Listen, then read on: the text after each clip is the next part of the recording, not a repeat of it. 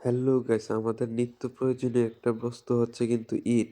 আর এই ইট কিভাবে তৈরি করে ইটের ভাটায় সেই প্রসেসটাই কিন্তু আজকে আপনাদেরকে দেখাবো। তো ভিডিওটা শেষ পর্যন্ত দেখতে থাকুন। আর যারা সাবস্ক্রাইব করেননি তারা দয়া করে সাবস্ক্রাইব করে দিন। ইট তৈরি করার জন্য প্রথমে যেটি দরকার সেটা হচ্ছে মাটি। এই মাটি কিন্তু অনেক মাটি কিন্তু এখানে জড়ো করা হয়েছে ট্রাকের মাধ্যমে। তারপরে এই মাটিগুলোকে পানির মাধ্যমে নরম করে এখানে একটা মেশিন আছে। এই মেশিনটা আটার কাই যেভাবে গুলে ঠিক সেইভাবে কিন্তু এখানে গুলতেছে। আটার কায়ের মতো গুলা হয়ে গেলে এখান থেকে কিন্তু মেশিনের মাধ্যমে নিচ দিয়ে আস্তে আস্তে বের হয়ে যায়। তারপরে এগুলা এভাবে উপরে রাখলে তারা কিন্তু এক জায়গা থেকে আরেক জায়গায় নিয়ে দিলে এগুলো দিয়ে ইট প্রস্তুত করা হবে। এই মাটিগুলো যখন এখানে এনে ফালানো হয় তখন এই লোকগুলো কিন্তু এখানে দেখেন কত স্পিডে তারা ইটগুলো তৈরি করতেছে, যেন একদম মেশিন। এগুলো এখানে সাইজ হয়ে গেলে এগুলো রোদে শুকাইবে। রোদে শুকানোর পর এগুলো কিন্তু শক্ত হবে। শক্ত হলে এগুলোকে পুরানো হবে। তো সামনে দেখতে থাকুন। আর এই লম্বা এটা হচ্ছে উপর দিয়ে শুধু ধোঁয়া বের হওয়ার জন্য।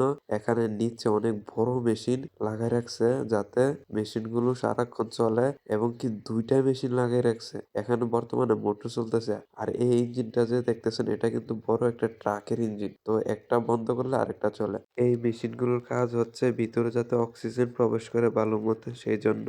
আমরা যে মাঝে মাঝে রিলস ভিডিওতে দেখি যে কয়লার খনি থেকে কয়লা বের করতেছে, তো সেগুলো এখানে কাজে এইগুলোর কাজে ব্যবহার করা হয়। তো এখানে আমরা যে আসছি এখানে কিন্তু অনেক গরম। তো ওনারা কিন্তু কাঠের জুতা পরে আছে। আর এখান থেকে দেখুন ভিতরে কি পরিমাণ লাল হয়ে আছে। এখানে প্রচুর পরিমাণে গরম পড়ছে, এই যে দেখুন কি পরিমাণ লাল। এবার আপনারাই ধারণা করুন যে এখানে কতটুক গরম হতে পারে। আর এখানের আগুনগুলো অনেক হিট। ইটগুলো যখন আগুনে পুরানো শেষ হয়ে যায় তখন কিন্তু শ্রমিকরা এভাবে ইটগুলো বের করে নিয়ে যায় তারা। আর এখানে এই বাচ্চাটিকে দেখুন, একে দেখে খুব মায়া হলো। এখানে আরেকজন আছে, তারা কিন্তু খুব ছোট, এখন তাদের খেলাধুলা করার বয়স, কিন্তু তারা এখানে বড়দের মতো কাজ করতেছে।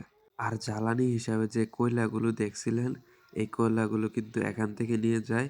এখানে এগুলো মেশিনের মাধ্যমে গুঁড়া করে। এটা হচ্ছে মেশিন। আর হ্যালো গাইস, আপনারা যারা ওয়ান এক্সবেট এবং মেলবেটের বিশ্বস্ত এজেন্ট খুঁজতেছেন, এজেন্ট পাইতেছেন না, তারা চাইলে আমার স্ক্রিনে দেওয়া নাম্বারে যোগাযোগ করতে পারেন।